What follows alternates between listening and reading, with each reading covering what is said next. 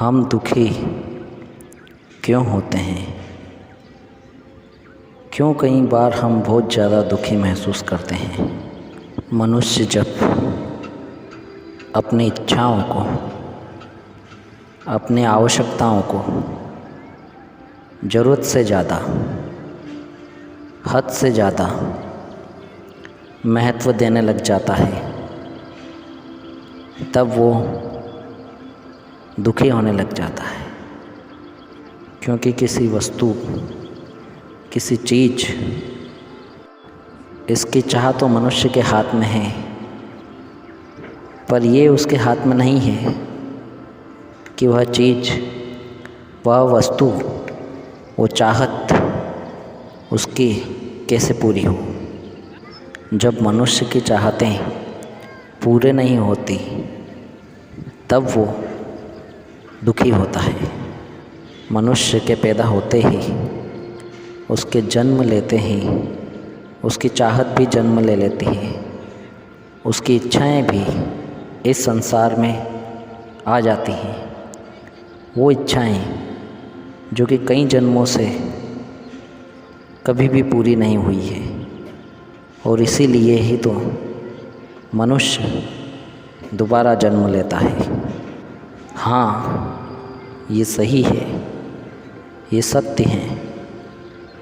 मनुष्य की इच्छाएं आज से नहीं शुरू हुई, ये तो प्रकृति रचना के साथ, मनुष्य की रचना के साथ ही पैदा हो गई है।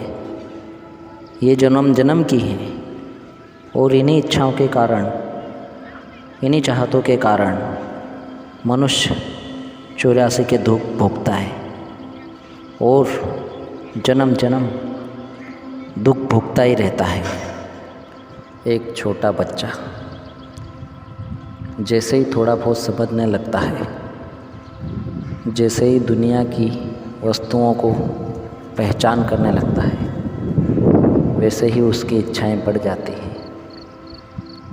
वो उन ज़रूरतों को, उन वस्तुओं को पाने के लिए दुखी होना शुरू हो जाता है। और जैसे जैसे वो बच्चा बड़ा होता जाता है, उसकी इच्छाएं बढ़ती हैं और उसे दुखों की एक आदत होना शुरू हो जाती है। और ये बच्चा कोई और नहीं है, ये कोई दूसरा व्यक्ति नहीं है, बल्कि हम ही वो बच्चे हैं। दुख से बचने के लिए मनुष्य को इन वस्तुओं, इन पदार्थों की प्रकृति और इनके स्वभाव को समझना चाहिए। दुनिया के ये जो भी सांसारिक पदार्थ हैं, ये स्थायी नहीं है, ये भ्रम और एक धोखा है। इनकी कोई सच्चाई नहीं है, क्योंकि ये मनुष्य को कभी भी स्थायी सुख, स्थायी शांति और स्थायी आनंद नहीं दे सकते। तुमने अक्सर लोगों को कहते हुए सुना होगा, मस्त मौला फ़कीर, या फिर मनमौजी साधु। ये मस्त मौला फ़कीर और मनमौजी साधु कौन है? ये वो साधु हैं, ये वो फ़कीर हैं जिन्होंने अपनी इच्छाओं को, अपनी आवश्यकताओं को या तो सीमित कर दिया है या फिर नियंत्रित कर लिया है। मैं ये नहीं कह रहा हूँ कि हमें साधु या फ़कीर बनना है, बल्कि उन साधुओं से, ऐसे फ़कीरों से हमें सीखना है। हमें थोड़ा बहुत अपनी इच्छाओं और अपनी आवश्यकताओं पर नियंत्रण लगाना होगा, या फिर उन्हें थोड़ा सीमित करना होगा। यदि कोई मनुष्य अपनी इच्छाओं, अपनी आवश्यकताओं पर नियंत्रण स्थापित नहीं कर पाता, समन्वय स्थापित नहीं कर पाता, तो वो निरंतर इच्छा रूपी आग में चलता रहता है। ये वही इच्छा की आग है जो मनुष्य को चोर बनाती है।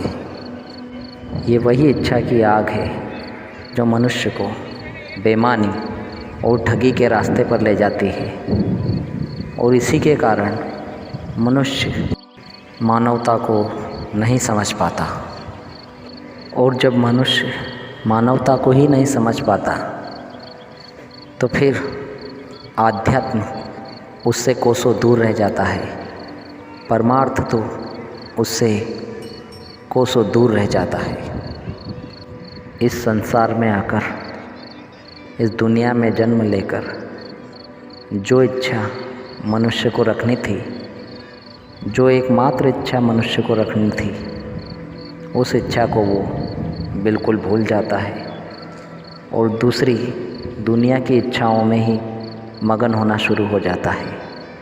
यदि वो परमार्थ की इच्छा को बनाए रखता है तो धीरे धीरे उसकी दूसरी इच्छाएं कम होना शुरू हो जाती है और एक समय ऐसा आ जाता है जब वो इन इच्छाओं से, इन बंधनों से मुक्त हो जाता है। और इसकी मुक्ति ही इसका असली उद्देश्य है। जब तक तुम पड़ोसी की दौलत देखते रहोगे, अपने मित्रों की दौलत देखते रहोगे या अपने रिश्तेदारों की दौलत देखते रहोगे, तब तक तुम दुखी रहोगे।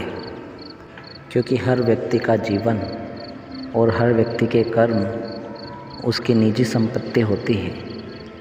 वो किसी भी प्रकार से दूसरे व्यक्ति से संबंध नहीं रखती है। दुख से बचने का ये उपाय नहीं है कि अपनी आवश्यकताओं, अपनी ज़रूरतों को पूरा करने का भरसक प्रयास किया जाए, पूरी मेहनत की जाए। आवश्यकताओं को सीमित रखना, उन्हें नियंत्रित करना ही दुख से बचने का एकमात्र उपाय है। क्योंकि तुम जब तक दुखी होते रहोगे, जब तक तुम्हारी चाहतें पूरी ना हो, और चाहते आज तक कभी भी किसी की पूरी नहीं हुई है। व्यक्ति एक वस्तु की मांग करता है, दो वस्तु की मांग करता है, पर जब उसे वो वस्तुएं मिल जाती है तब वह तीसरी वस्तु की मांग करने लग जाता है। और जब उसकी आवश्यकता पूरी नहीं होती है तो कभी न कभी तो उसे दुखी होना ही पड़ता है। इसीलिए कहा गया है, जिसको कछु नहीं चाहिए वो ही शहंशाह।